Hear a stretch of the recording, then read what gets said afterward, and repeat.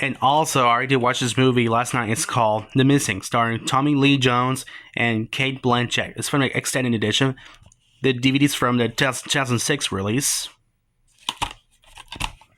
And by the way, rest in peace of James Horner was born on August 14th, 1953, and he passed away June 22nd, 2015. That was 10 years ago. It's almost 11 years ago.